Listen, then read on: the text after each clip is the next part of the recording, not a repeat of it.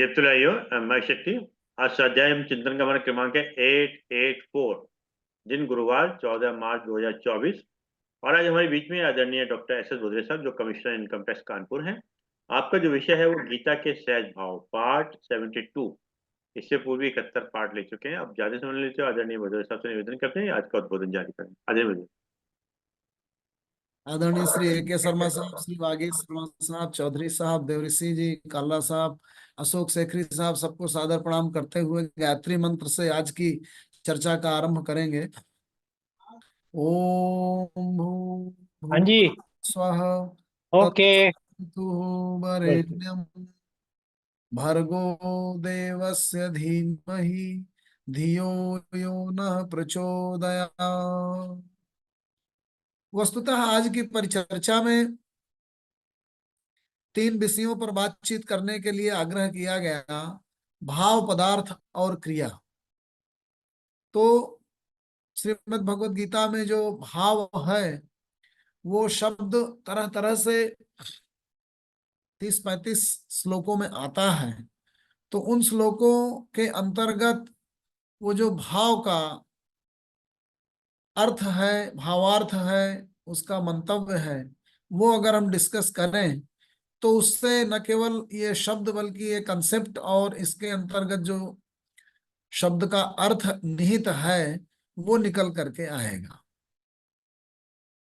दूसरे अध्याय में 16वें श्लोक में भगवान कृष्ण कहते हैं, न असतो विद्यते भावो न अभावो विद्यते सतः उभयोः अपि दृष्टो अन्तः तु अनयोः तत्वदर्शिभिः। असत का भाव नहीं है, न असतो विद्यते भाव। तो सत और असत जो है ये अस्तित्व के द्योतक है। जो असत है यहां पर श्रीमद् भगवद गीता में इसको हम प्रकृति और पुरुष या परिवर्तनीय और अपरिवर्तनीय या कूटस्थ माने स्थिर और व्ययी अव्ययी अव्ययी इस रूप में ले लें। जो परिवर्तित होता है, जिसका फॉर्म जो हमेशा बना रहने वाला नहीं है, वो असत है। जिसका अस्तित्व हमेशा नहीं रहेगा। जो पदार्थ है जिसे हम प्रकृति कहते हैं, उसका स्वरूप जो है वो रूपांतरित होता रहने वाला है, उसे असत कहा गया है। जो स्थिर है, जो परमानेंट है, जो अव्ययी है, वो केवल चेतन है, वो पुरुष है। तो पुरुष या कॉन्शसनेस या चेतना वो इस ब्रह्मांड में हमेशा से रही है और हमेशा रहने वाली है। वो जो जन्म लेता है इसका मतलब वो पहले नहीं था, तो वो मृत्यु को भी प्राप्त होता है। इसी को श्री कृष्ण ने शुरू में कहा, न तो एव अहम जातु न आसम न तुम न इमे जनाधिपा न च एव भविष्यामः सर्वे वयमतः परम। नहीं ऐसा है कि न तो एव अहम जातु न आसम, कि मैं कभी नहीं था, या तुम नहीं थे, या ये राजे महाराजे नहीं थे। न चयो भविष्यामः सर्वे वयमतः परम, नहीं ऐसा है कि हम सब भविष्य में नहीं रहेंगे। तो मैं तुम और ये राजे महाराजे, ये जो जिनका स्वरूप जो दिख रहा है ऊपर से सुपरफिशियल फॉर्म, उधर संकेत नहीं है। संकेत उसके पृष्ठ पर जिस पर ये स्वरूप स्थिर है, उस चेतना पर है, उस निरंतर रहने वाली सत्ता पर है। उसी को सत कहा गया। उसी को कहा न अस्तो विद्यते भावो न अभावो विद्यते सत। सत का अभाव नहीं हो सकता। तो जिससे उन्होंने ये कहा कि मैं तुम और ये राजे महाराजे हमेशा से थे और हमेशा रहेंगे, वो ये सुपरफिशियल जो फॉर्म दिख रहा है उसके बैकग्राउंड में जिस पर ये आधारित है फॉर्म, वो आधार, वो बेस, वो सोर्स, वो बिंदु, उसे सत कहा गया। उसके ऊपर जो भी है वो असत है, और जो असत है वो हरदम नहीं रहेगा, वो परिवर्तनीय है, वो बदलेगा। तो हम दुखी क्यों होते हैं? अर्जुन दुखी क्यों हो रहा है? उसे लग रहा है कि ये सब लोग मर जाएंगे और उस मरने का कारण मैं हूं, मैं मारूंगा, या मेरी वजह से मरेंगे, या मेरे युद्ध में भाग लेने की वजह से मरेंगे। या बालक जब बिछुड़ता है कभी किसी से तो उसे बड़ा दुख होता है, वो जड़त्वमयी स्थिति में बने रहना चाहता है, जो स्थिति है उस स्टेटस को, अवस्था को उसी रूप में देखते रहना चाहता है। बाल बुद्धि के लोग अपने बूढ़ेपन को, या स्त्रियां अपने झुर्रियों के आ जाने को बर्दाश्त नहीं कर पाती हैं, वो फिर से युवा बनी रहना चाहती हैं। हम नकार रहे हैं वो जो सत्य है परिवर्तन असत का, ये असत प्रकृति का जो बाह्य फॉर्म है, उसके परिवर्तनशीलता की नित्यता को जो बताया जा रहा है कि वो परिवर्तन होगा ही होगा, उसे हम नकार रहे हैं। तो ययाति जो है वो हमेशा युवा बना रहना चाहता है। वो अपने जो परिवर्तनीय प्रकृति है व्यक्ति की, एक व्यक्ति जाएगा, old order yieldeth to the new जिसे कहा गया, पुरानी व्यवस्था नए को स्थान दे देती है और चली जाती है। व्यक्ति धीरे धीरे बूढ़ा होता है, फिर उसके बच्चे उसका स्थान ले लेते हैं। सास को जो है वो चाबियां नई बहू को सौंपनी पड़ती हैं, और सत्ता से वो धीरे से पृष्ठ पर आ जाती है।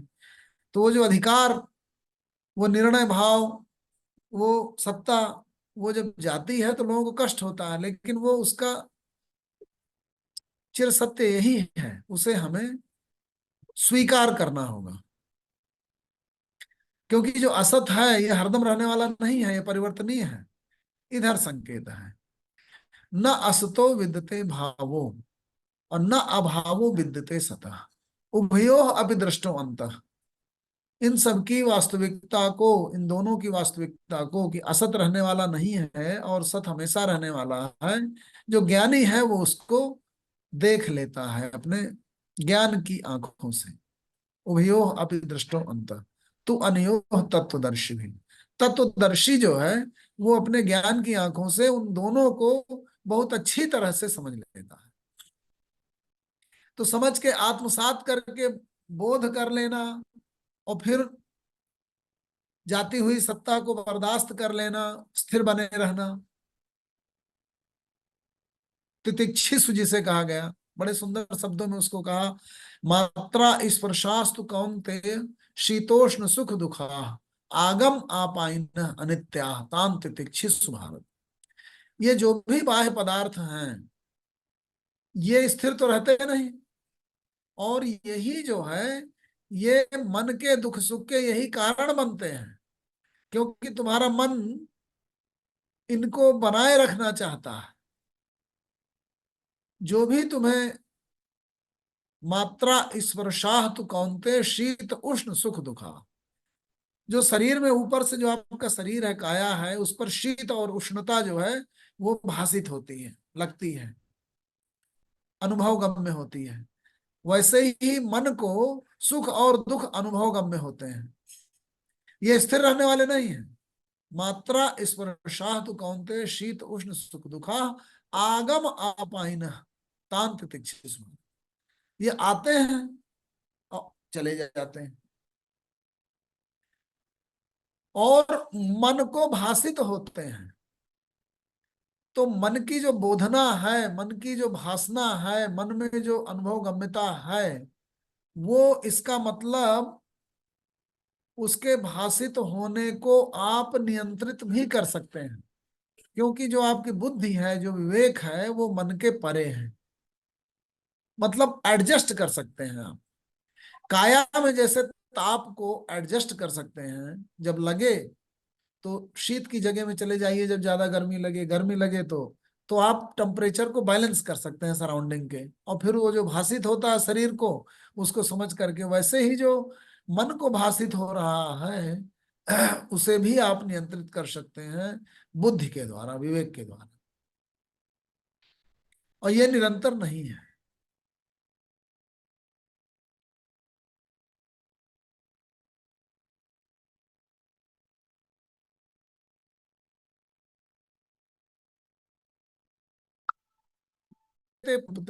ये बात पहले भी हम लोगों ने विचारी थी कि यम ही ये न व्यथयंती एते पुरुषम पुरुषर्षभ। वह पुरुषों में श्रेष्ठ पुरुषर्षभ है जिसे ये सारी चीजें व्यथित नहीं करती। तम सुखम दुखम धीरम सो अमृतत्वाय कल्पते। वो सुख और दुख में धीर रहने वाला व्यक्ति जो है वो अमृतत्व को प्राप्त कर लेगा, ऐसी कल्पना की जाती है। तो बड़ी ही सहजता से जो जीवन जगत में घटित होने वाली घटनाओं के माध्यम से, वैज्ञानिक दृष्टिकोण से जो आपकी अनुभव और ज्ञान गम्यता में आने वाला विषय है, उसके माध्यम से परम तत्व की ओर ले जा रहे हैं। श्री कृष्ण गीता में जो भाव है सत का, उधर वहां खड़े करने में और उसको बोधगम्य करने में आपको कठिनाई होगी, तो वो असत से शुरू करते हैं और फिर धीरे धीरे वहां ले जाकर के आपको खड़ा कर देते हैं उस अवस्था की। आप जब कल्पना के अंदर लाते हैं कि जो भी परिवर्तनशील है, जो भी आपकी काया में टच हो करके फिर आपको भान देता है, भाषित होता है, जो आपके मन को प्रभावित करने वाले कारक हैं, जो आप में दुख सुख उत्पन्न करते हैं, ये सब आते हैं और चले जाते हैं। ये सब आप सोचने लगते हैं, फिर सोचते सोचते इसके परे की अवस्थाओं की ओर जाते हैं, क्योंकि आप सारे स्तरों पर विचार करते हैं। बाहर काया है, उससे थोड़ा सूक्ष्म इंद्रियां हैं। इंद्रियां तमाम सारे विषयों का, ऑब्जेक्ट्स ऑफ सेंसेस का अनुशीलन करती हैं, उनसे प्रभावित होती हैं। उससे भी परे और सूक्ष्म मन है जो देखता है, उन सबको समझ लेता है। उससे थोड़ा सा ज्यादा सूक्ष्मतर वो बुद्धि है आपकी, हृदय है आपका। उसी बुद्धि के बाद जब आप हृदय क्षेत्र में प्रवेश कर जाते हैं, तो वहां पे आपकी ज्ञान की गम्यता नहीं है, लेकिन इसी इंडक्शन से आप समझ जाते हैं कि उसके भी परे कोई ऐसा स्थिर भाव है जिसे सतभाव कहा गया, जिसे पुरुष भाव कहा गया। और इसी तरफ संकेत उन्होंने उससे भी किया था। देह की परिवर्तित होती अवस्थाओं से, देहिनोऽस्मिन् यथा देहे कौमारम यौवनम जरा तथा देहांतर प्राप्ति धीरे तत्तम। आप जैसे बचपन में रहे, फिर उसके बाद थोड़ा ग्रो किए, बड़े हुए, युवा हो गए, फिर और ग्रो किए, वृद्ध हो गए, फिर उसके बाद आपका जो फॉर्म है, जो ऊपर से दिखने वाला है, ये परिवर्तित हो गया। तो जो सत रहा वो बचा रहा, जो असत था वो परिवर्तित होकर के इसी मिट्टी में पंच तत्व में विलीन हो गया। तो ये जो भाव है और जो पदार्थ है, इसमें भाव शब्द को के माध्यम से उन्होंने असत भाव और सतभाव, दो भावों को व्याख्यायित करने की कोशिश की। अब क्योंकि अब दूसरे रूप में भाव को कहाँ लाया जाता है, 8वें अध्याय के 3 श्लोक में आप फोकस करिए। अर्जुन कृष्ण से पूछते हैं, किम तद ब्रह्म किम अध्यात्मम किम कर्म पुरुषोत्तम अधिभूतम च किम प्रोक्तम अधिदैवम किम उच्यते अधियज्ञम कथम को अत्र देहे अस्मिन् मधुसूदन प्रयाण काले च कथम ज्ञेयो असनीता। तुम्हें 7-8 कंसेप्ट पूछा हूं कि ब्रह्म क्या है, अध्यात्म क्या है, कर्म क्या है। किम तद ब्रह्म किम अध्यात्मम किम कर्म पुरुषोत्तम अधिभूतम च किम प्रोक्तम, अधिभूत क्या है, अधिदैव क्या है, अधिदैवम किम उच्यते अधियज्ञम कथम को अत्र देहे।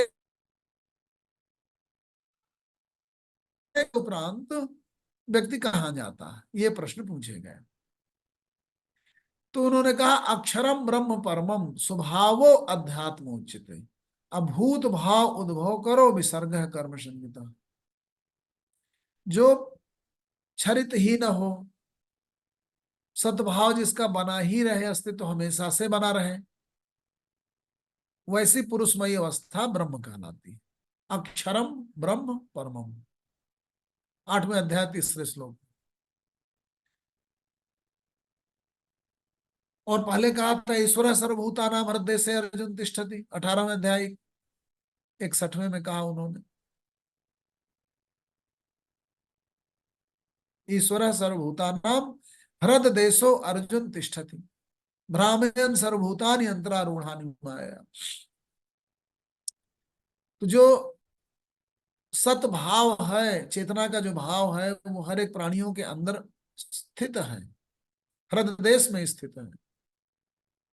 लेकिन जो व्यक्ति अपने ध्यान का केंद्रीकरण करता है, वो उसके बाह्य की जितनी स्थितियां हैं वहां करता है, वहां उसका ध्यान केंद्रित रहता है। अब वो माया का परिवर्तनशील क्षेत्र है, उसकी वजह से वो ऐसे घूमता रहता है जैसे चाक घूमता रहता है, क्योंकि वो वही चीज पाना चाहता है जो परिवर्तनीय है, वो हरदम रहने वाला ही नहीं है, वो बदल जाएगा। तो वो प्राप्त करके भी अंतःकरण से जो उसकी पूर्ण प्रफुल्लता, प्रसन्नता है, शांति है, वो उसे नहीं मिलती है। क्योंकि जब आप परिवर्तनशील में आपका ध्यान केंद्रित रहेगा, तो सुख का और आनंद का और शांति का परम स्रोत वो नहीं है, वो बदल जाएगा, क्योंकि वो परम प्राप्त ही नहीं है। जो आपको मिलेगा आप उससे और ज्यादा और कुछ अन्य प्राप्त करना चाहेंगे। कुछ बच्चों को ध्यान से देखेंगे तो मांगते हैं कुछ खाने को, एक पेड़ा मांगा, मान लीजिए आपने दे दिया, खाया, अंदर चला गया, दूसरा चाहिए, फिर रोने लगेगा। तो पेड़े से थोड़े तृप्त होगा वो कभी, क्योंकि पेड़ा जब तक जीव में रहेगा तब तक आनंद देगा उसका मिष्ठान। इसी तरह से जिनको ईगो है, अहम है, उनकी बात एक एक बात तुष्ट हो गई, आपने पूरा कर दिया, फिर ईगो खड़ा हो जाएगा, ईगो तृप्त नहीं हुआ। तो जो संतोष धन है, संतोष से ही आप इस तृष्णा को बुझा सकते हैं, उसकी तृप्ति से उसे बुझा नहीं सकते हैं। जो भी अस्थाई चीजें हैं, जो आपकी काया को, मन को, अहम को, इन सबको तुष्ट करती हैं, वो उनकी प्राप्ति स्थायी रूप में आपको शांति आनंद नहीं दे सकती। क्योंकि एक मिल गई तो फिर दूसरे की चाहत आ जाएगी, वो भी मिल जाएगी तो फिर तीसरे की चाहत आ जाएगी। बच्चों को एक पद दे दीजिए, एक चीज दे दीजिए, एक जोड़ी कपड़ा दे दीजिए, एक खाने की चीज दे दीजिए, फिर नई की मांग होगी, फिर वो भूल जाएगा, 2-3 घंटे बाद फिर दूसरी चीज मांगने लगेगा। तो आप सोचें कि इसको हम संतुष्ट कर लें, इसके बाद ये शांत हो जाए, तो वो मृग तृष्णा है, वो ऐसा नहीं हो सकता कि वो वहीं तक पहुंच कर रुक जाए। तो ये जो परिवर्तनशील स्थितियों में, प्राप्तियों में, तृष्णाओं में जो हमारा ध्यान का संकेंद्रण रहता है, वो माया पर ध्यान का केंद्र है। इस ध्यान के केंद्र को, इस प्राप्ति को, इस अपनी अवस्था को अगर हम स्थायी अवस्था में, सत की अवस्था में, ईश्वर भाव में, चेतना में, परम चेतना परमात्मा में स्थापित कर लें, तो स्थायी शांति, स्थायी आनंद प्राप्त हो सकता है। तो इसीलिए उन्होंने कहा भ्रामयन् सर्वभूतानि यंत्रारूढ़ानि माया। जैसे चाक घूमता रहता है और अक्ष नहीं घूमता, अक्ष के इर्द गिर्द ही सब घूमता है, तो अक्ष में स्थित है ईश्वर चेतना तत्व। अगर वो जान जाएंगे आप, तो उसमें स्थापित हो जाएंगे, तो आप जान ही जाएंगे कि इन सब की प्राप्तियां अस्थायी हैं, ये आनंद के स्रोत नहीं है। तो धीरे धीरे अपने आप को समझा लेंगे। तो आपका जो बुद्धि है, जो आपका विवेक है, जो आपका ज्ञान है, इसीलिए ईश्वर को तमाम वेदों में देखिए कैसे परिभाषित किया गया है। ईश्वर को सोहम कहा गया, ईश्वर को शिवोहम कहा गया। सोहम, शिवोहम, अहम ब्रह्मास्मि, अयम आत्मा ब्रह्म, ये आत्मा ही ब्रह्म है, मैं ही ब्रह्म हूं, शिव ब्रह्म है। शिव वो शिव मैं हूं, वह मैं हूं, तत्त्वमसि।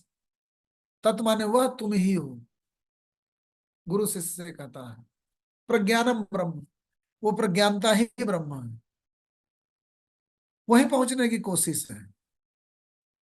अस्थायी प्राप्तियों से दूर जाकर उस प्राप्ति को रिकॉग्नाइज करने वाला जो सोर्स ऑफ कॉन्शसनेस है, जो जानने वाला प्रज्ञान, प्रकृष्ट ज्ञान, असली घी जो निकल करके प्रकृष्ट द्रव्य आता है, असली तत्व जो है वो प्रज्ञान है। ज्ञान का भी प्रकृष्ट रूप जो है वो।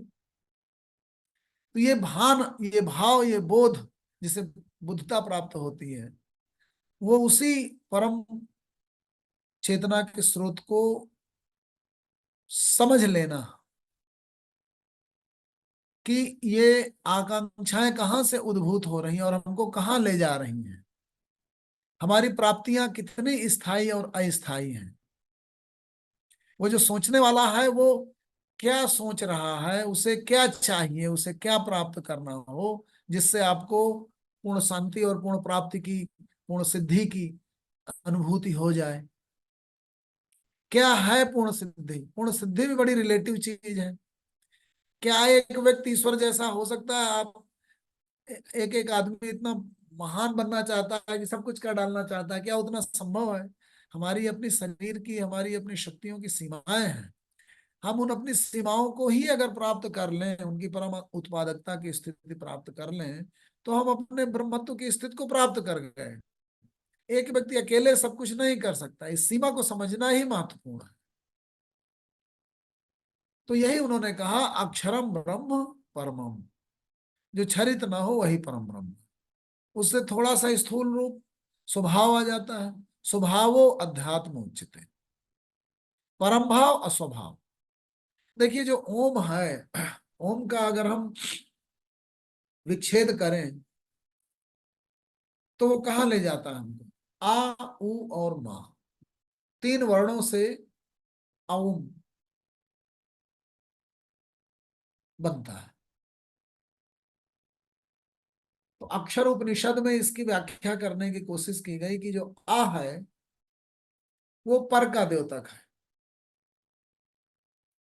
उ जो है वो स्व का द्योतक है, और माँ जो है वो परम का द्योतक है। तो जब आप अपने के बाहर की अवस्थाओं को समझ लेते हैं, इसीलिए तमाम वर्णों में, तमाम शब्दों में जब आप आ लगा देते हैं तो वो नकारात्मक हो जाता है। विकार, अविकार, ज्ञान, अज्ञान। तो आ माने नहीं, अर्थात नकारात्मक अवस्था की ओर चला गया, तो पर की अवस्था में ले जाता है।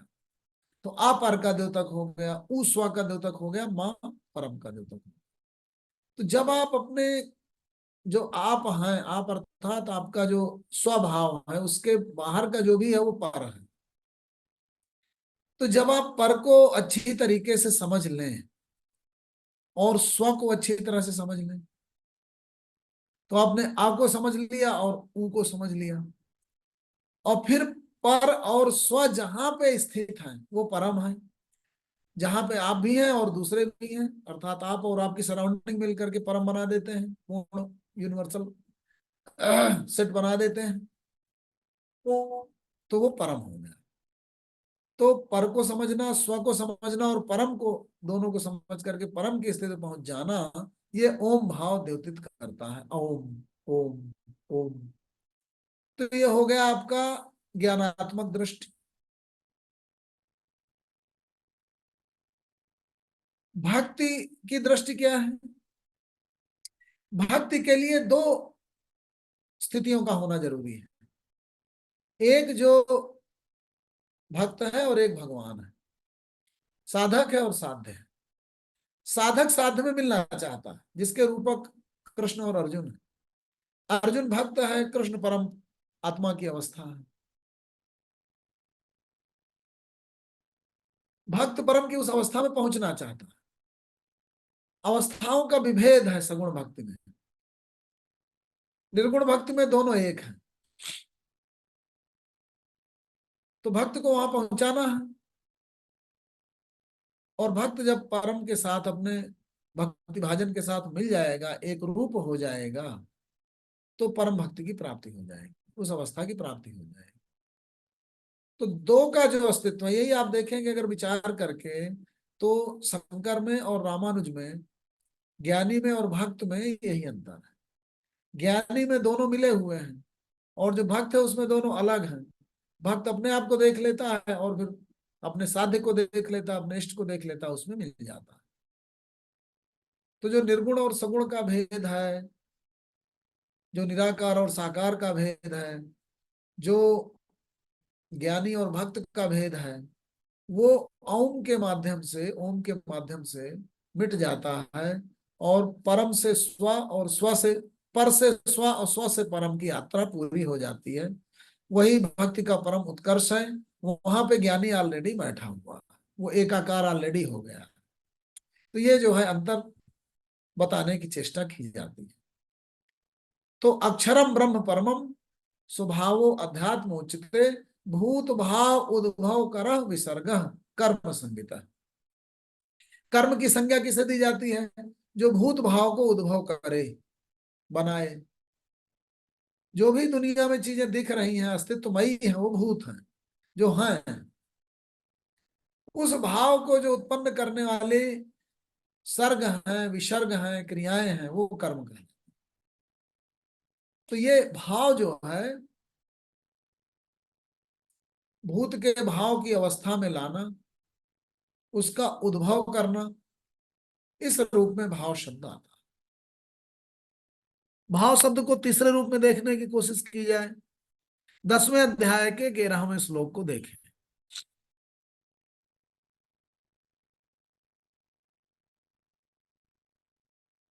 10वें अध्याय के 11वें श्लोक में भगवान कहते हैं, तेसाम एव अनुकंपार्थम अहम अज्ञानजम तमः नास्यामि आत्म भावस्थो ज्ञान दीपेन भास्वता। अपनी विभूतियों का वर्णन करते हुए श्री कृष्ण ने ये बताने की कोशिश की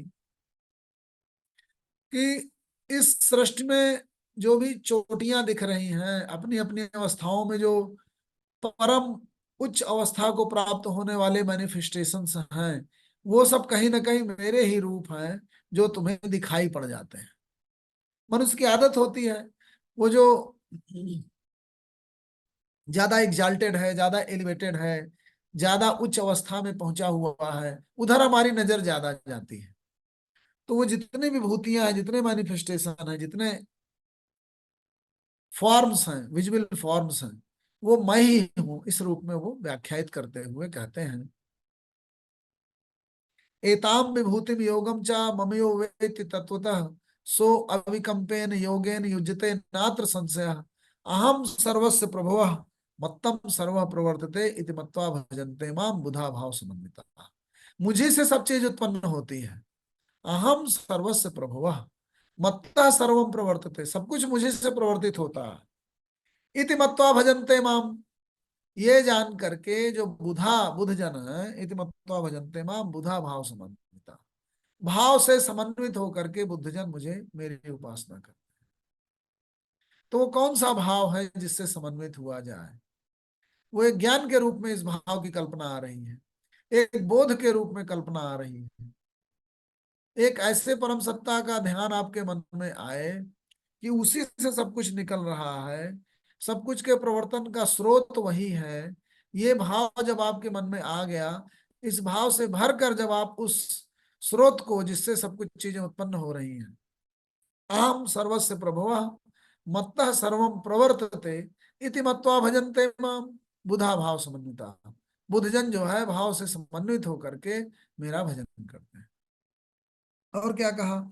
मत चित्ता मदगत प्राणा बोधयन्तः परस्परम कथयन्तश्च माम नित्यम तुष्यन्ति च रमन्ति च।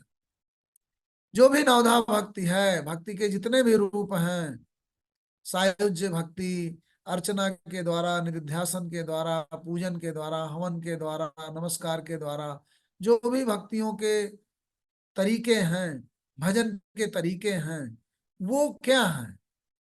वो उसी परम को जानकर, उसी समस्त सृष्टि के स्रोत को जानकर, उसके प्रति आपकी अलग अलग मानसिक जो फैकल्टीज ऑफ माइंड हैं, उनके माध्यम से एसोसिएट होना। वही बाद में जब मध्यकाल आता है तो उसमें तमाम भक्ति के रूप, पूजन, अर्चन, निधिध्यासन, पाद स्पर्श, ये जो आते हैं सब, वो रूप कहाँ कहाँ से आए? आपके मन में अलग अलग तरह की मानसिक सत्ताएं अलग अलग तरह से जो परफॉर्म करती हैं उस प्रक्रिया को, वो इसमें सब आ रहा है। कैसे आ रहा है? मत चित्ता, चित्त को मेरे मय करके, मदगत प्राणा, प्राण को मुझमय करके, बोधयन्तः परस्परम, एक दूसरे से मेरी बातों को करते हैं और फिर बोधमयी होते हैं, उसको अनुशीलन करने की कोशिश करते हैं। जो भी भक्तजन हैं क्या करते हैं, कथयंतश्च माम नित्यम, नित्य मेरी बातें कहते सुनते हैं, मैं क्या हूँ, कैसा हूँ, कौन हूँ, सगुण रूप में, निर्गुण रूप में, वही भक्ति हो गई। आप अगर देखें तो अंत में क्या है ईश्वर की भक्ति, ईश्वर की माने परम की, परम सत्ता की, परम चेतना की, उसके द्वारा जो स्थापित ये ब्रह्मांड का रित है, रिदम है, उनकी बातों में लगना, उनको सोचना, उनको कहना, चर्चा करना, गुणानुवाद करना, उसको सुनना, अनुश्रवण करना, यही सब तो है भक्ति। इससे आप पवित्र होते हैं, इससे आप उस निर्मल अवस्था को प्राप्त करते हैं जिससे आपकी मलिनताएं धुल जाए और आप ऐसी परम स्थिति को पहुंचते हैं जो शुद्ध है। उस शुद्धता की मानसिक अवस्था को प्राप्त करने का वही फल है, उसे जानना जरूरी है। अगर आप धुले नहीं, आपका मन कलुष अगर निखरा नहीं, तो कोई फायदा नहीं है ऐसे भजन का। मन के अंदर अगर तमाम नकारात्मक भाव भर रहे हैं, क्रोध भर रहा है, अहंकार भर रहा है, अज्ञानता भर रही है, मद भर रहा है, प्रमाद आ रहा है, मत्सर आ रहा है, मोह आ रहा है, डिल्यूजन आ रहा है, इल्यूजन आ रहा है, भ्रमित हो रहे हैं, कामुक हो रहे हैं, लोभमय हो रहे हैं, तो फिर शुद्धता आपकी उस तरीके की चीजों की मलिनताओं से प्रभावित होकर कलुषित हो रही है। शुद्ध मन स्थिति में पहुंचना कैसे आएगा, तो सगुण भक्तों ने अपने तरीके निकाले। उन्होंने एक परम आदर्श चरित्र की कल्पना की, एक ऐसे राम की कल्पना की जो मूल्यों की रक्षा के लिए जो है, उनके पिता ने जो वचन दिया सौतेली माँ को, उसके पालन के लिए छोड़ करके जा रहे हैं। कष्ट होगा लेकिन नीति, धर्म, उस सब की स्थापना होगी। तो इस तरह से आपने उनके तरह तरह एक तरह तरह के चरित्रों के, उनकी क्रियाओं के, उनके निर्णयों को आप देखते हैं, फिर उसका विचार करते हैं, फिर उसके बाद एक भाव आपके अंदर आता है और आप ट्रांसफॉर्म होने लगते हैं और आप भी वैसे ही आदर्श होते चले जाते हैं। तो जो महिमामयी पुरुष हुए, स्त्रियां हुई, देवियां हुई, देव हुए, अगर वो आपके इष्ट और आराध्य हैं, उनके गुणानुवाद, अच्छे कार्यों, अच्छी बातों, दूसरे के लिए करुणामयी होना, दूसरे की समस्याओं में भागीदार होना, क्रिया रूप में, अभाव रूप में, जैसे भी जब आप किसी की सहायता करते हैं, वो भी परम भक्ति है। जब तमाम सारे नेता जो अपरेंटली लगता है कि बोध, भाव और मन स्थिति के महत्वपूर्ण है, बहुत अच्छा दिखाई देने वाला व्यक्ति अगर कलुषित है और उसके मन में कुछ स्वयं की प्राप्ति की और ऐसी मन स्थिति के साथ वो उस क्रिया में संलग्न हो रहा है, तो वो ईश्वरमय अवस्था में नहीं है, न वो अनुकरणीय है। और कई बार आप शस्त्र भी उठाए हुए हैं, आप मार भी रहे हैं, जैसे युद्धरत सैनिक है, वो देश के लिए मार रहा है, देश की रक्षा करने के लिए जुटा हुआ, उसका जो मनोभाव है वो ईश्वरमयी है। तो आपका जो मनोभाव है, मनोदशा है, आपकी मानसिक स्थिति है, वो कितना शुद्ध है, कितना एलिवेटेड है, कितना एग्जाल्टेड है, कितना तमाम तरह के कलुषों से बची हुई है, उस मन स्थिति में लाना है। तमाम क्रियाओं के द्वारा, तमाम कर्म कांडों के द्वारा, तमाम रिचुअल्स के द्वारा जब आप कुछ क्रियाएं करते हैं, तो आपका मन हो जाता है कि नहीं, अभी आप तो परमदेव की पूजा करके आए हैं, नहीं आप गंगा जी नहा के आए हैं, आप ये काम ऐसा कैसे कर सकते हैं। फिर कभी दिन से एसोसिएट कर लेते हैं अपने आप को कि आज मंगलवार है, आज मैं ऐसा काम नहीं कर सकता हूँ, आज तो रामनवमी है, आज तो ये काम तो हो ही नहीं सकता, जो भी हो। तो ऐसे बांधते हैं, तमाम रिचुअल से अपने आप को बांधते हैं और फिर आप उस तरीके के काम करते हैं जो आपको ज्यादा एग्जाल्टेड अवस्था में ले जाए। फिर थोड़े समय के लिए तमाम जब संसार में ऐसी क्रियाएं करते हैं जिसमें थोड़ा सा आप में वो काजल लग जाता है, फिर उससे साफ करते हैं, धुलते हैं, फिर ऐसा करते करते धुलते धुलते फिर आप एक स्थायी अवस्था में आ जाते हैं। तो वो जो तरह तरह से आपको उस स्थायी अवस्था में, निष्कलुष निर्मल अवस्था में पहुंचाने वाले जितने भी फैक्टर हैं, कारक हैं, वो सब कारक, वो अर्चनाएं हैं, वो पूजाएं हैं, वो निमित्त हैं, वो माध्यम हैं। वो तो हम लोग गुणानुवाद, क्योंकि ऐसी चीज है, ईश्वर कथा, राम कथा, कृष्ण कथा, जल चढ़ाना, उनकी ऐसे ग्रंथ पढ़ना, बाइबल पढ़ना, मोहम्मद साहब की कथाएं सुनना, सुख सागर पढ़ना, जो भी आप पढ़ते हैं, उस समय आप एक मन में मनोभाव ले आते हैं और फिर उनके तमाम गुणानुवाद, तमाम क्रियाएं, तमाम निर्णय सुनते हैं। फिर आप सोचते हैं कि इतनी कठिन तपस्या उन्होंने कैसे की होगी। फिर आपको लग जाता है कि नहीं, ये संभव है, फिर आप भी करने लगते हैं। तो ये जो चीजें हैं, ये भाव हैं, उद्दीपक भाव हैं, कारक हैं, फैक्टर हैं, जो आपको उस परम अवस्था में ले जाने की कोशिश करते हैं। भाव को 17वें अध्याय के 26वें श्लोक में देखिए कैसे लिया गया। सद्भावे साधु भावे च सत इति एव प्रयुज्यते प्रशस्ते कर्मणि तथा सच्छब्दः पार्थ युज्यते। 17वें अध्याय में कृष्ण ने 3 शब्दों और उनके साथ जो एसोसिएटेड भाव हैं वो बताने की कोशिश की। ओम तत्सत, 17वें अध्याय में 23वें श्लोक में वो कहते हैं, ओम तत्सत इति निर्देश ब्राह्मणा त्रिविध स्मृत ब्राह्मणा तेन वेदास्य यज्ञास्य विहिता पुरा तस्मात् ओम इति उदाहरत यज्ञदान तपः क्रिया प्रवर्तन्ते विधानोक्ता सततम ब्रह्मवादिनाम तत् इति अनभिसंधाय फलम यज्ञ तपः क्रिया दानम क्रियाश्च बहुलाश्च क्रियन्ते मोक्ष कांच भी सद्भावे साधु भावे च सत इति एव प्रयुज्यते प्रशस्ते कर्मणि तथा सक्षब्दः पार्थ युज्यते यज्ञदान तपः कर्म स्थिति सदिति चोचिते कर्मणैव तदर्थीयं सदिति विधीयते अश्रद्धया हुतं दत्तं तपः तप्तं कृतं च यत् असत इति उच्यते पार्थ न च तत्प्रेत्य नो। ये समझे हम लोग क्या कह रहे हैं। 17वें अध्याय के 23वें श्लोक में कृष्ण बताने की कोशिश कर रहे हैं।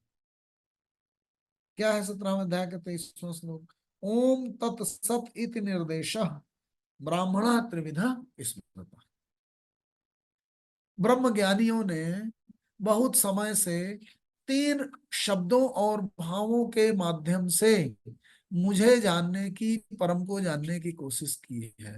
ओम तत्सत इति निर्देशः ब्राह्मणा त्रिविधा स्मृता, 3 रूप से मुझे स्मृत करने की, जानने की कोशिश की है। ओम के माध्यम से, तत् के माध्यम से, सत के माध्यम से, इनके निर्देशों के माध्यम से। ब्राह्मणा तेन वेदास्य यज्ञाश्मिता पुरा, ब्राह्मण लोग वेदों में और यज्ञ में पुराने समय से ये करते आए हैं।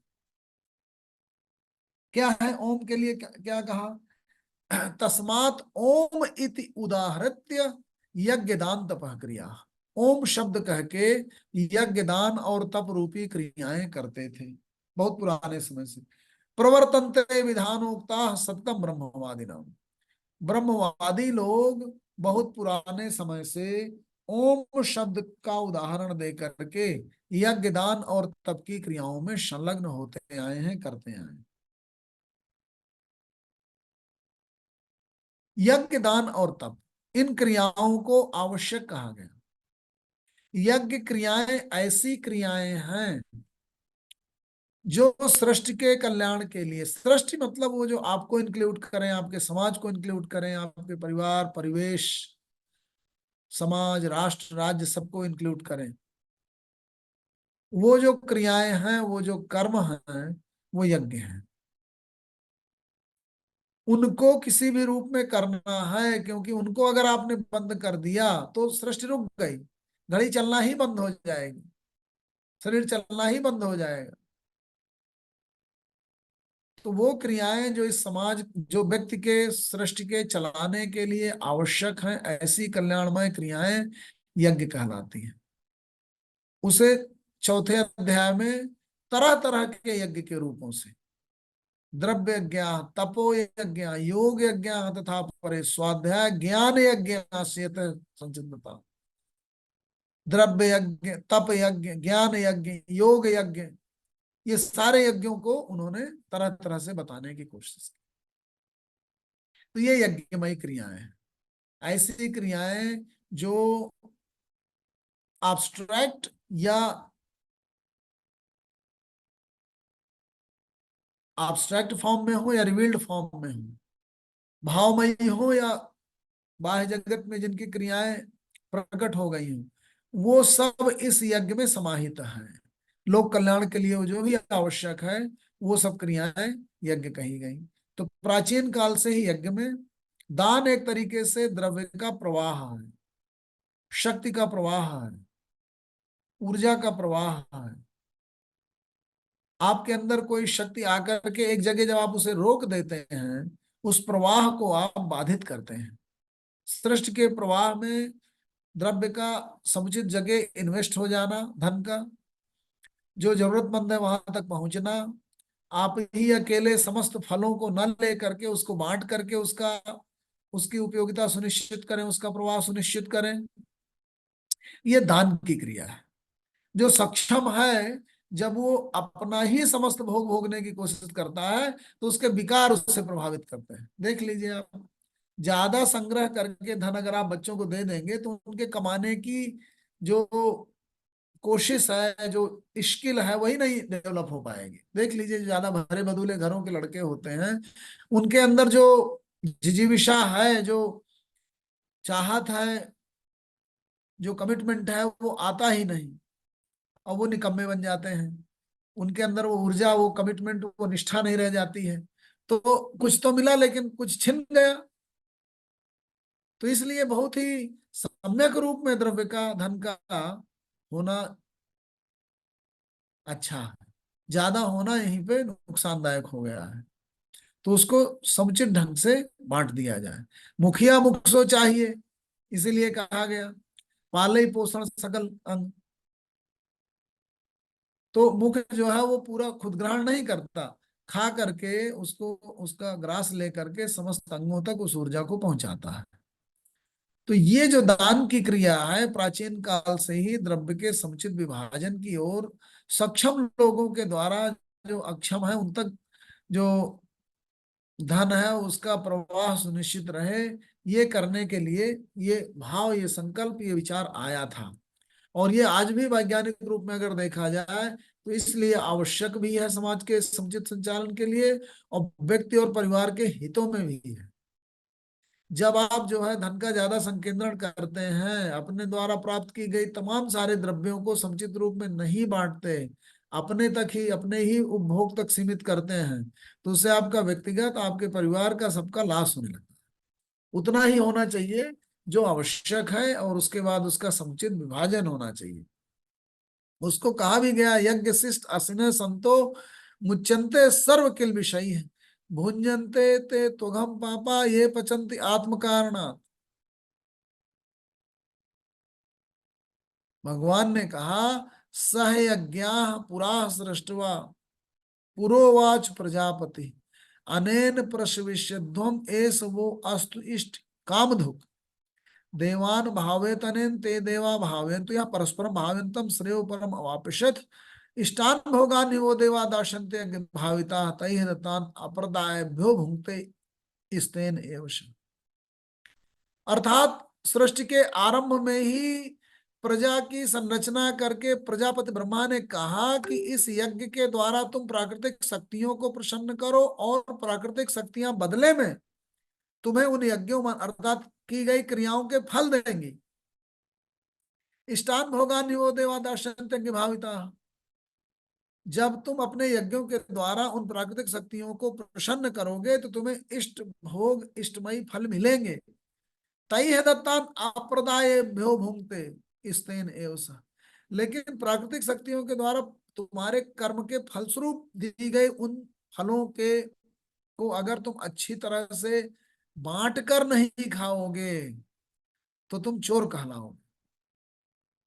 अर्थात अपनी जितनी प्राप्ति के हकदार हो उससे ज्यादा आप भक्षण करोगे और इसलिए चोर कहे जाओगे। ऐसे इसीलिए कहा गया जितना आपका अधिकार है वहीं तक अपने आप को सीमित करिए, उसके बियॉन्ड नहीं। करेंगे तो आप चोर कहलाएंगे। वो उसको उसको नकारा गया, इसीलिए कहा गया यज्ञ शिष्ट सिन्ह संतो मुच्यन्ते सर्वकिल्बिषयः। यज्ञ जब आप तमाम क्रियाएं करेंगे उससे फल मिलेंगे, उनको फिर बांट कर खाएंगे, उससे जो बचा हुआ यज्ञ यज्ञ का जो शिष्ट बचे, अवशिष्ट बचे, उसी को खाना है। यज्ञ शिष्ट सिन्ह संतो मुच्यन्ते सर्वकिल्बिषयः, सारे पापों से आप मुक्त हो जाएंगे। अब भुंजन्ते तु अघम पापा, केवल आप अपने ही भक्षण करेंगे सब चीज का तो आप पापों का भक्षण करेंगे। तो बांट कर खाना, सबके शेयर समुचित रूप से देना, अपने तक उन्हीं चीजों को रखना जितने तक आपका हक पहुंचता हो। समस्त सरप्लस को खुद न रख लेना बल्कि अपने मजदूरों में भी बांटना। ऐसे भाव से अगर जो मालिक लोग हैं तमाम फैक्ट्रियों के अगर वो चलने लगे तो मजदूरों का भी कल्याण हो जाए, गरीब लोगों का भी कल्याण हो जाए। तो इस तरह से समाज के कल्याण की भावना को रख करके उन्होंने ये कंसेप्ट बताया। तो हम लोग चल रहे थे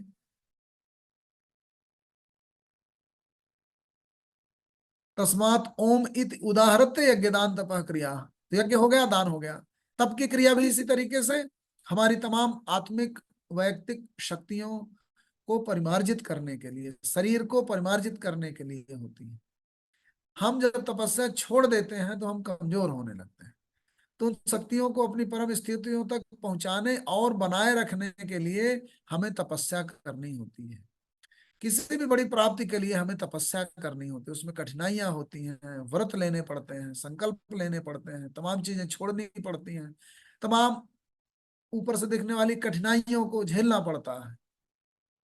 ऐसी तपस्या के माध्यम से तो उसमें 3 तरह के तप कहे गए।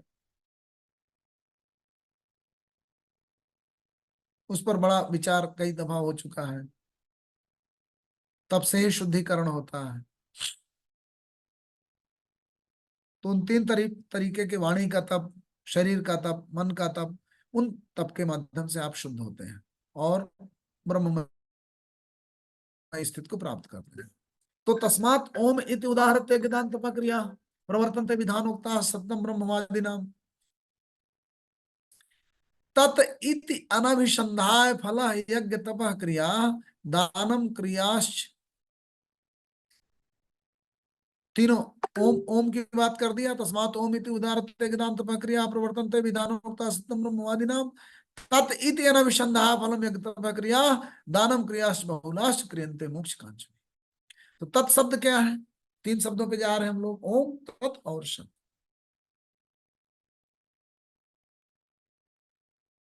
तत् इति अनभिसंधाय फलम यज्ञ तपः क्रिया, वही यज्ञ तप और दान की क्रियाएं बिना फल की इच्छा के जब आप कर्म में संलग्न होते हैं। तत् इति अनभिसंधाय फलम, देखिए जब आप फल की इच्छा को मन के अंदर रखे रहेंगे तो दिक्कत यही होगी कि फल की प्राप्ति के बाद वो समाप्त हो जाएगा। वो जो विल पावर है आपकी उस कर्म में संलग्न बने रहने की, और अगर उसका सोर्स कोई आदर्श है, कोई नीतियां हैं, कोई कर्तव्य पथ है तो आप हरदम संलग्न रहेंगे। एक चीज की प्राप्ति, 2 चीजों का जाना, एक का ना मिलना, आज मिलना, कुछ दिन बाद मिलना, कठिनाई जाना, वो सब बाह्य फैक्टर है। वो सब आपके कर्म की संलग्नता आपकी कितनी रहे, आपका विल पावर कितना रहे, कर्म निष्ठा कितनी रहे, इसको प्रभावित नहीं करते। सूक्ष्मता से समझा जाए तो जो फल की इच्छा है वो एक ऐसी सुपरफिशियल इच्छा है जो व्यक्ति के अंदर होती है, और वो एक बुद्धि से, विवेक से, कर्तव्य निष्ठा से, नीतियों से गवर्न नहीं होती। वो एक ऐसी सुपरफिशियल चाहत है जो पाना चाहती है। तो वहां से और गहरे ले जा रहे हैं कृष्णा। बार बार प्रश्न उठाया जाता है कि अरे फिर कर्म क्यों करें अगर फल की इच्छा न रहे।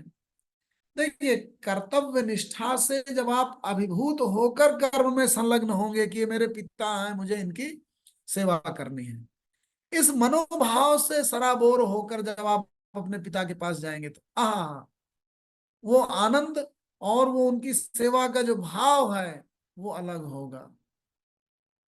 इनके पास से कुछ मिले, रखा है, कुछ द्रव्य मिल जाए, बहू, भाई बहू क्यों नहीं जुड़ पाती मानसिक रूप से?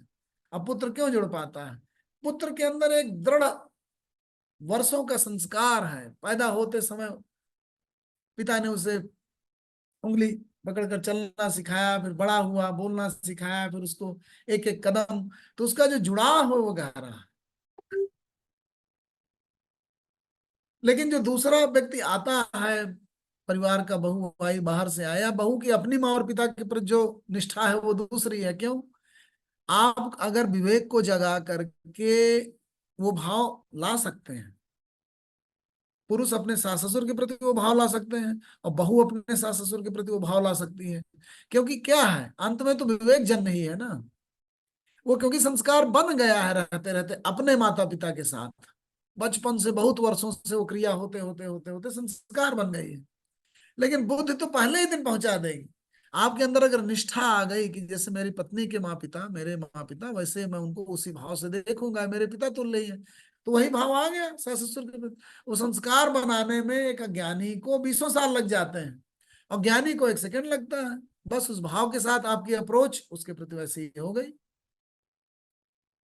तो कहने का मतलब ये कि विवेक जन्य निष्ठा, ज्ञान जन्य श्रद्धा, ज्ञान से परिमार्जित जब आप उपजेगी, कर्तव्य निष्ठा से जब आप अप्रोच करेंगे अपने कर्मों को, आज मुकदमा जीतेंगे नहीं जीतेंगे हारेंगे, मुवक्किल के कल्याण के लिए लगे रहना है, इस भाव से जब आप अपने वकालत पेशे में आएंगे, तो जरूर नहीं कि वही वही केसला पढ़े जो आज फायदा कर रहा है। फिर आप शुरू से ही ऐसे केसला, ऐसी चीजें, ऐसा निष्ठा लेके चलेंगे जिससे आपका ज्ञान बढ़ना बढ़ना है।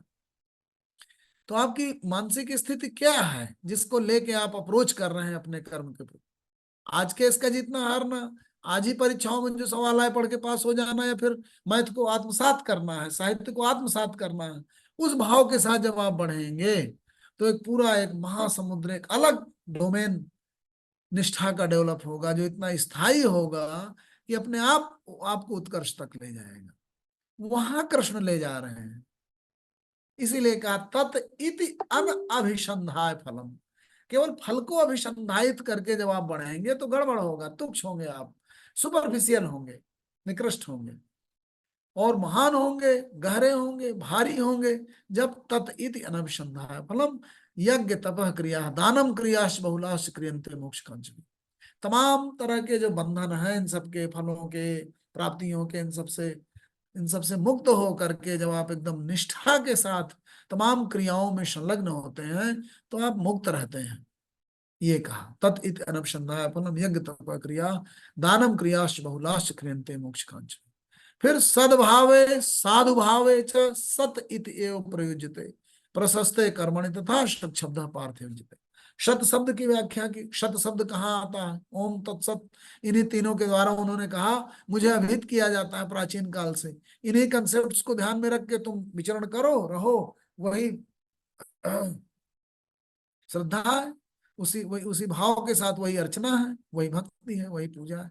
जरूर नहीं कि आप दुर्गा चालीसा ही पढ़े तभी वो तो एक माध्यम है। सद्भाव है, सदमयी भाव लेकर के जब आप विचरण करते हैं, साधु भाव, साधु भाव दूसरे कल्याण का भाव लेकर के जब आप विचरण कर, सद्भावे साधु भावे च सत इति एव प्रयोज्यते। जब उस भाव में आप रहते हैं, जब आप सद्भाव में रहते हैं, जब आप साधु भाव में रहते हैं, तो आप सतमयी भाव में कहे जाते हैं। सद्भावे साधु भावे च सत इति एव प्रयोज्यते प्रशस्ते कर्मणि तथा शक शब्द पार्थ। कर्मों की प्रशंसा, तमाम कर्मों की प्रशंसा करने के लिए कि अच्छा कर्म है, शत शब्द यूज किया जाता है।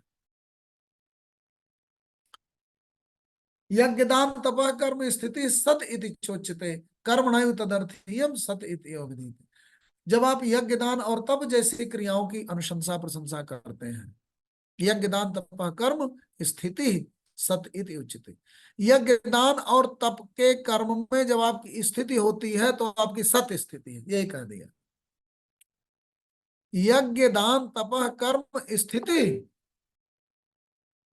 उसी को सत्य स्थिति कहा गया। यज्ञ दान तप कर्म स्थिति सत इति चोच्यते चौच्यते कर्म चयु तदर्थीयम। उन इनके अर्थ हेतु जब आप कर्म करते हैं यज्ञ दान तप के लिए तो सत इति अभिहित है, उसे भी सत शब्द से अभिहित किया जाता है। कुल मिला के निष्कर्ष ये निकला कि भगवान ने ये कहा कि ओम ओम तत् और सत ये कंसेप्ट्स हैं जो बहुत पुराने समय से मुझे अभिहित करने के लिए प्रयोग होते रहे हैं। ओम को ध्यान में रख करके प्राचीन काल से ही ब्राह्मण यज्ञ और योगों में संलग्न होते रहे हैं। मोक्ष की आकांक्षा लेकर के तत्व भाव के साथ लोग यज्ञदान तपमय क्रियाओं में संलग्न होते रहे हैं। सतभाव और साधुभाव से युक्त होकर के आप सतमयी अवस्था में आते हैं। यज्ञ दान और तप में आपकी स्थिति ही सतमयी स्थिति है। उस अर्थ हेतु मन में भाव लेकर के जब आप संलग्न होते हैं तो आप सतमयी स्थिति में होते हैं।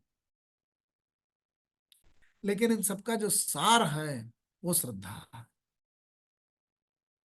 कैसे?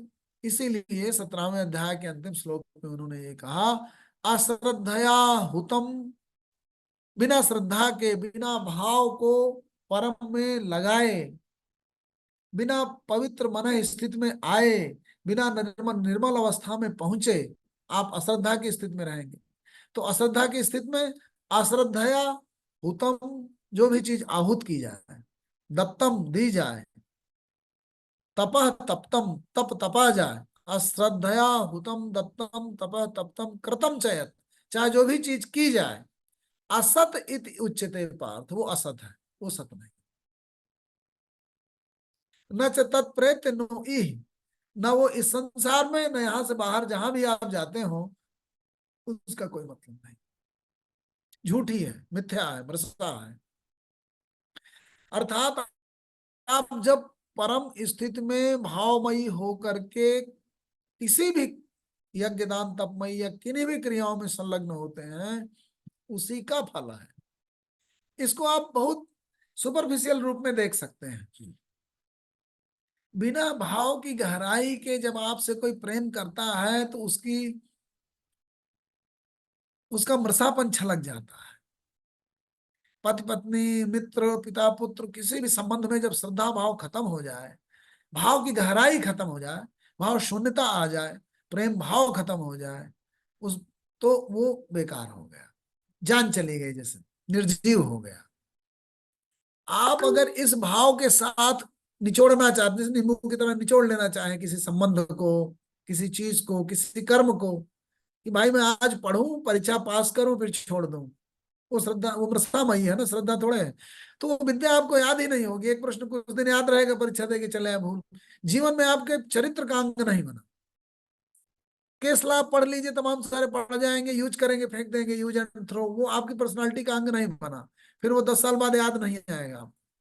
और जब आप मानसिक रूप से उस केसला के साथ जुड़ करके और फिर उन सब केसों को पढ़े तो हजारों केसला याद रहते हैं ऐसे, हजारों स्थितियां, परिस्थितियां, लोग, जिन लोगों के साथ जुड़ के आपने जीवन जिया है, मित्रता की है, यारी की है, दोस्ती की है, बदमाशियां की है, उनके साथ रहे हैं, वो जुड़ा रहेगा जीवन भर, क्योंकि उसमें श्रद्धा थी, उसमें भाव था।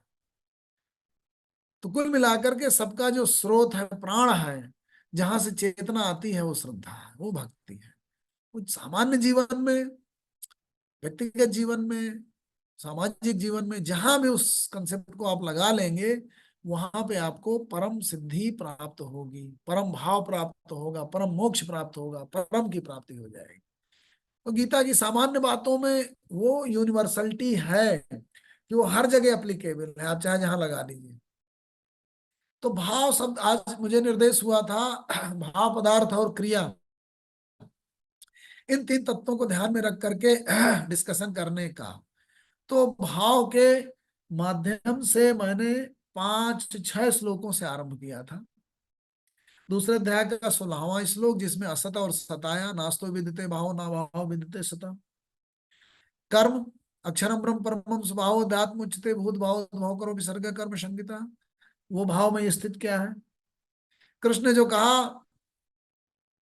10वें अध्याय में विभूति योग के माध्यम से वो आत्मभाव स्थिति और सद्भावे साधुभावे च सदैव प्रयोजते। ऐसे ही भाव शब्द को लगभग 13-14 शब्द संकल्पनाएं आई हैं, उसको अग्रिम डिस्कशन में हम लोग लेंगे। तो भाव को कई स्थितियों, पदार्थमय स्थितियों, क्रियाओं को, मानसिक अवस्थाओं को द्योतित करने के लिए, इंडिकेट करने के लिए यूज किया गया है। भाव ऑब्स्ट्रैक्शन भी होता है। भाव भूत भाव द्भव करो विसर्ग कर्म संगीता, वो मटेरियल फॉर्म में भी आता है भाव। भूत उसी से निकला, भू शब्द से निकला है भाव। भाव भू भाव भाव भूत, एक एग्जिस्टेंस को, एक स्थिति को द्योतित करता है, इंडिकेट करता है भाव शब्द। पदार्थ में स्थिति भी हो सकती है और एब्स्ट्रैक्ट भाव में स्थिति भी हो सकती है। तो इस रूप में हम लोग अग्रिम डिस्कशन में इसको करेंगे। तो आज बस इतना ही। और जो लास्ट में 17वें अध्याय के 23वें श्लोक से 28वें श्लोक के माध्यम से जो श्रद्धा और भक्तिमयी मन स्थिति में, मनोभाव में आकर के यज्ञ दान और तप क्रियाओं में संलग्न होने की बात कही है कृष्ण ने, वही उसका गीता का एक बहुत प्रत्यक्ष और परोक्ष संदेश है। भक्तिमयी अवस्था में रहना, श्रद्धामयी अवस्था में रहना, प्रेममयी अवस्था में रहना, मोहब्बत की अवस्था में रहना, करुणामयी अवस्था में रहना। बौद्ध उसी को करुणा कहते हैं, सूफी उसी को मोहब्बत कहते हैं, गीता और उपनिषद उसी को श्रद्धा और भक्ति भाव कहते हैं। लेकिन वो ऐसी मन की निष्कलुष अवस्था है, निर्मल अवस्था है, जहां तमाम तरीकों से, रिचुअल्स से, भक्ति की निधिध्यासन, चरण छूना, स्पर्श करना, गुणानुवाद करना, पूजा करना, अर्चना करना, ज्ञानमयी अवस्था में आ जाना, उनके माध्यम से आप पहुंचते हैं उस अवस्था में। वही अवस्था, वही मनोभाव ईश्वर की अवस्था है। उसको तरह तरह से तमाम ज्ञानियों ने, तमाम रिचुअल के माध्यम से, तमाम किताबों के माध्यम से, तमाम ज्ञान चर्चाओं के माध्यम से, तमाम स्थितियों के माध्यम से वहां साधक को पहुंचाने की कोशिश करते रहते हैं। गुरु शिष्य को मंत्रों के माध्यम से, साधना पद्धतियों के माध्यम से, क्रियाओं के माध्यम से ले जाने की कोशिश करते रहते हैं। वही पहुंचना जो है वो अर्जुन प्रतीक है जो साधक है, और कृष्ण जो है वो परम अवस्था है, उस प्रतीक के माध्यम से गीता हम तक पहुंचाती है। धन्यवाद आदरणीय डॉक्टर सुधीर साहब। आज डॉक्टर राधेश्याम दीक्षित साहब ने कुछ अपने सवाल रखे थे। उन्होंने कहा था कि पदार्थ, क्रिया, भाव को भी सामंजस्य कर लिया जाए। तो मैं समझता हूँ उन्होंने काफी न्याय किया। तो डॉक्टर राधेश्याम दीक्षित साहब से निवेदन है कि वो क्या कहना चाहेंगे साहब। आप ही का सवाल था जो कि डॉक्टर एस एस भुदेल साहब ने अपने उसमें लिया उद्बोधन में, और आपकी समस्या का समाधान करने का प्रयास। साधुवाद, साधुवाद आविर्भूत हैं। इस उद्देश्य को देखिए, ये स्वाध्याय सत्संग प्लेटफॉर्म चल रहा है। इसमें विद्वान वक्ताओं ने और जिन्होंने गीता को जिया है, उसके श्रीमुख से ये बातें सुनने की इच्छा थी, वो पूरी हुई। बहुत बहुत साधुवाद, बहुत बहुत साधुवाद। और किसी कोई जिज्ञासा पूछ सकते हैं, फिर बाद में अंत में नैब साहब जहाँ तैयार बैठे हैं फिर बोलने। मैं क्या देव ऋषि साहब नैब साहब तो सो रहे थे। नैब साहब अच्छे खासे, आपने नाम लेके हो जाना। वो जो था ना, तंद्रा भंग कर दिया आपने उनको। नहीं, मैं आज थोड़ा लेट ज्वाइन किया ना, मुझे लगा शायद भागीर जी करेंगे, लेकिन आपने कहा है तो आज्ञा है, तो उसको शिरोधार्य है, उसमें क्या। मेरा वाला डायलॉग है ना, आपका आदेश तो अध्यादेश है। अरविंद जी का अध्यादेश है। नहीं, बट एक तो बात है सर कि भदौरिया साहब जो दीक्षित साहब ने बिल्कुल बहुत बहुत बहुत एक एप्रोप्रिएट सेंटेंस यूज कर दिया कि आप गीता को जी रहे हैं। वास्तव में जो भदौरिया साहब का जो है ना, आप कहीं से भी कुछ भी कह दो, भदौरिया साहब तो उसी में ही मतलब देखिए, मैं तो बड़ा कह ही सकता हूँ कि आपको एक गीता का कोई एक शब्द दे दो तो आप उसी के ऊपर अगले 4 एपिसोड तक उसे निपटा देंगे। बहुत अच्छी बात है, बहुत आनंद आया। तो हो गया अब, बहुत आनंद 100 तक जाएगा ये। जी जी। उसके तो बाद आज हमारे डॉक्टर साहब ने 3 शब्द दिए थे, पदार्थ, क्रिया, भाव। तो आज उसी पे पूरा देखिए ना, उसी पे ले लिया। वही मैं कह रहा हूँ सर, वही कह रहा हूँ। और नैब साहब, ये 100 बाउंड्री की बात तो आज आपने लीड ज्वाइन करा, शुरू में यही बात हुई थी कि भाई ये तो अब खींचेगा, बढ़िया है अब, क्योंकि अब तक तो ना एक रीडिंग, चैप्टर रीडिंग चल रही थी, अब तो उसका जो तो बैकग्राउंड भी एक्सप्लेनेशन है डिफरेंट वो है जो सर, है ना। कानपुर में है क्या? नहीं सर, आज यही घर नोएडा पे में हूँ जी। अच्छा, बैकग्राउंड तो डिफरेंट है। क्यों, कानपुर में होते तो क्या करते आप? नहीं नहीं नहीं, आप क्लियर क्लियर क्लियर क्लेरिफाई करो आप। बताओ, हमें बताओ आप, हमें बताओ, कानपुर में होते तो क्या कर लोगे आप? रण छू लेता इतने अच्छे व्याख्यान के हाय हाय हाय हाय लिए। हाय। खुश श्रद्धा किता, के खुश साथ। किता, खुश किता। जी नायब साहब। जी। नहीं, अभी तो जय विषय आप कुछ बोलेंगे ना। साउंड बंद है पंडित देखिए आप। देवऋषि जी, आपका आवाज आवाज खोलो बंद पहले। है ऋषि साहब की। ये साउंड भाव, एक्चुअली हम तो भाव में ही जीते हैं, सब कुछ भाव में करना पड़ता है। आपने बोला सत्य की अवस्था में जाइए, बिल्कुल, जबकि स्रोत की तरफ चले जाइए, निर्मल वश हो जाइए, कल्याण में क्रियाएं करिए, पूर्ण सिद्धि की तरफ किया आपने, स्थायी मन की प्राप्ति। आपने एक बहुत अच्छी बात की कि मन की स्थिति की अवस्था को विवेक से बदला जा सकता है। ये बड़ी अच्छी बात आपने कही है कि इससे विवेक को बदला जा सकता है। और सत्य और सत्य का बताया आपने। एक्चुअली भाव ही, एक्चुअली शुद्ध में हमारा दो ही जीवन में सूत्र है, एक शुद्धि और दूसरा भाव। कहते हैं, भाव से ही क्रिया हो जाती है। आपने विचार भाव ले लिया, उससे क्रिया हो गई, तो पाप और पुण्य वहीं से हो गया आपका। तो भाव बहुत आनंदमय चीज है कि भाव नहीं, मस्त आदमी वो जो कहते हैं रंग में रंगे ही, भाव में ही हो जाता है सब कुछ, भाव में ही सिद्धि है सब। और बस बाकी इस प्रश्न तो कुछ है ही नहीं। अब इस पे प्रश्न क्या है? आपने सब उत्तर देते ही रहे हैं, सब कुछ खुद ही प्रश्न किया और खुद ही उत्तर दे दिया आपने।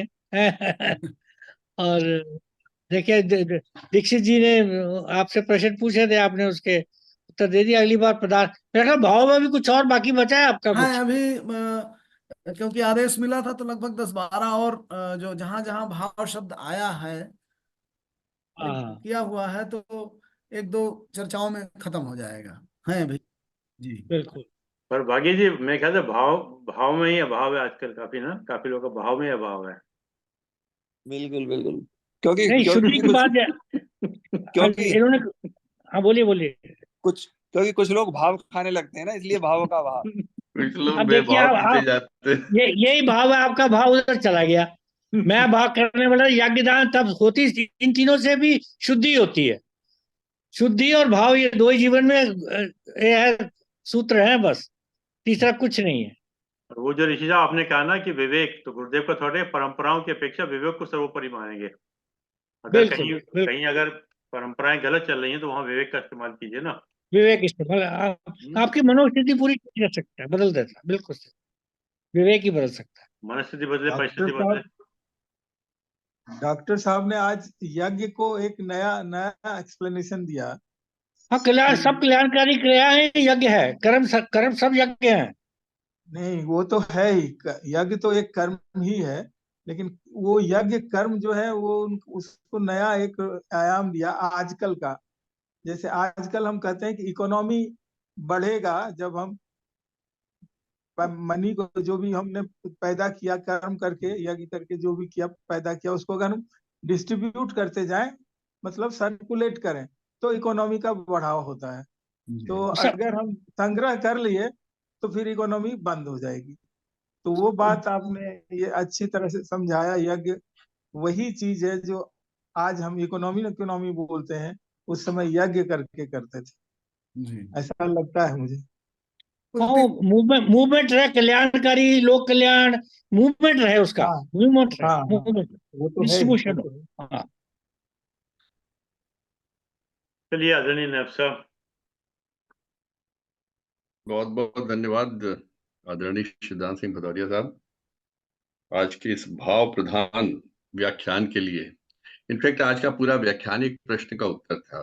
प्रश्न किया था हमारे भावना प्रधान श्री राधेश्याम दीक्षित जी ने, जो कि जब अपना भी कभी उद्बोधन देते हैं तो पूरे भाव में डूबे होते हैं। कल तो गाते कमाल का, हैं। कल का उद्बोधन बहुत गजब का था, बहुत गजब का जी था। जी, आई मिस्ड इट, क्योंकि कल कोई आ गया था तो गई 7:15 7:30 बजे, तो मुझे कल अटेंड करना था, तो आपने कुछ मिस किया कल, बहुत अच्छा जी था, बिल्कुल मिस किया। मैं कई बार कई चीजें मिस कर जाता हूँ सर, अक्सर देर कर देता हूँ मैं।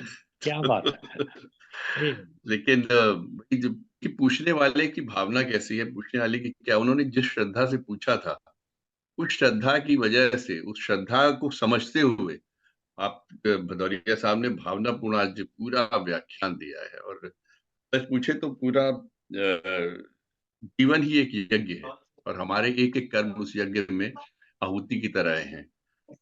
लेकिन जितनी हम श्रद्धा से उन कर्मों को करते जाएंगे, जितनी भावनाओं के साथ उन कर्मों को करते जाएंगे, उतना ही हमारा उत्थान होता जाएगा, उतना ही हम विवेकशील होते जाएंगे और पदार्थों से या भौतिक चीजों से दूर होते चले जाएंगे।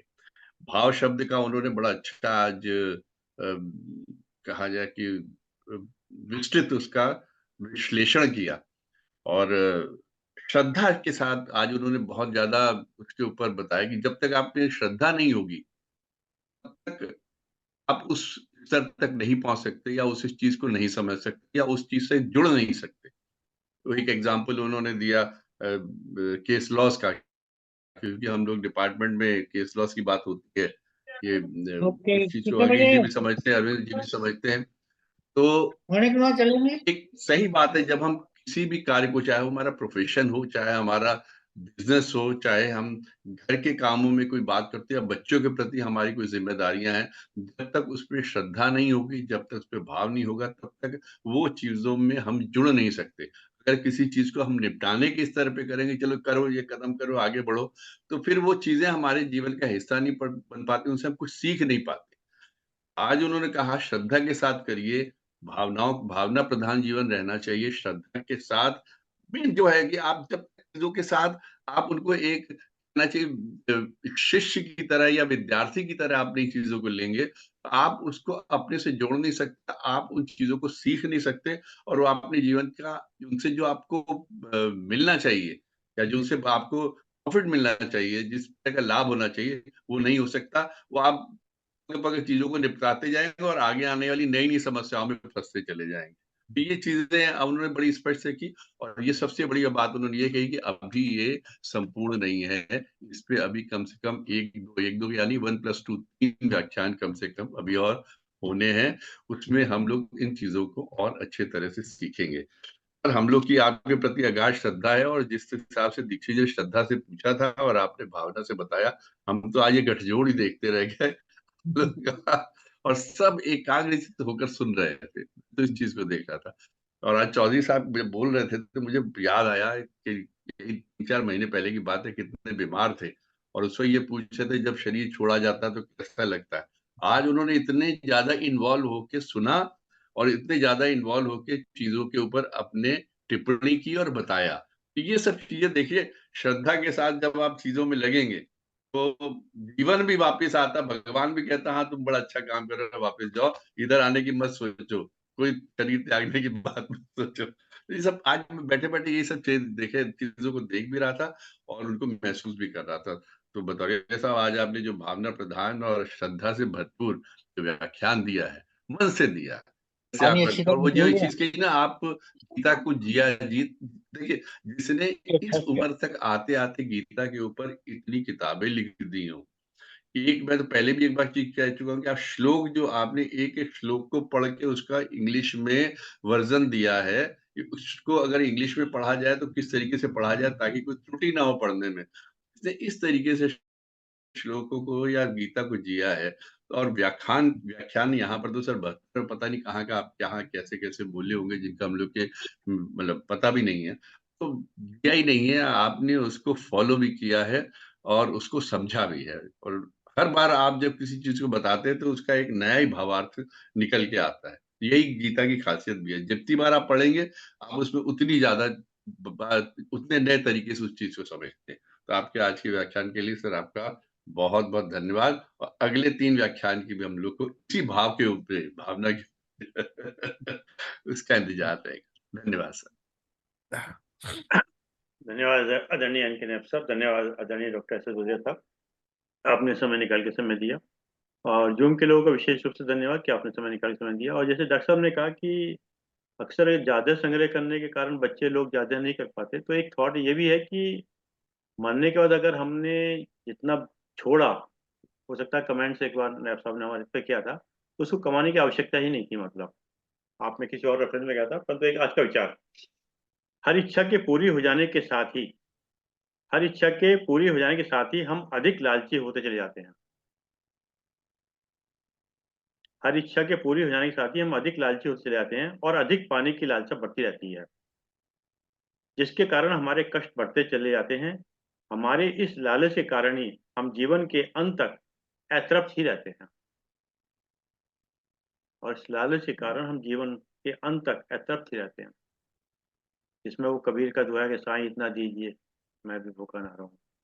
सर आप कबीर की दोहे की छोड़िए, आज तो भदौरिया साहब ने इसी के ऊपर काफी कहा कि अगर जितनी आवश्यकता उससे अधिक पे हम लेते हैं तो वो पाप है, हम पाप खा रहे हैं, हम एक तरीके से कृतज्ञ होते हुए ईश्वर के प्रति गलत काम कर रहे हैं। आज जो आपने विचार दिया है उनकी उस बात के ऊपर बिल्कुल सटीक है सर, बहुत बढ़िया सर। नहीं तो आप ये देखिए नैब साहब की पशु पक्षी भी अपनी चोंच में उतना ही लेते हैं जितना उनके मुंह में आता है, वो ज्यादा संग्रह नहीं करते हैं।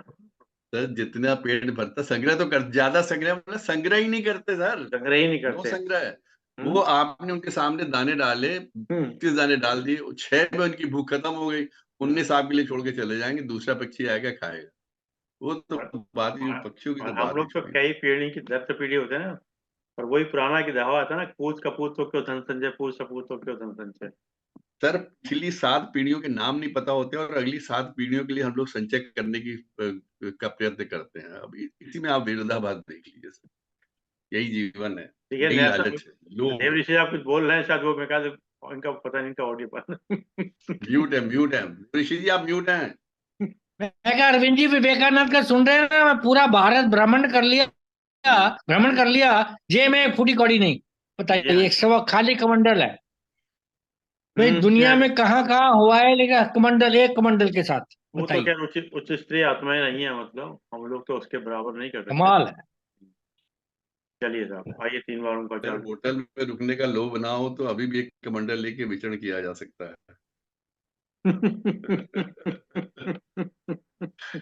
सही सर, ओम का आइए 3 बार कल रह गया था। ओम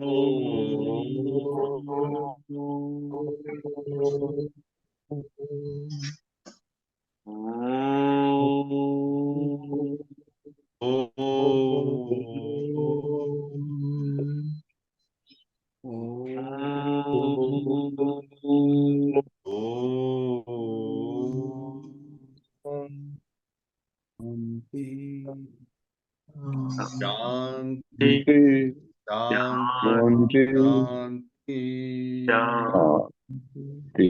सभी को प्रणाम, सबका सभी को बहुत बहुत प्रणाम, धन्यवाद। सभी को प्रणाम। शांति शांति शांति।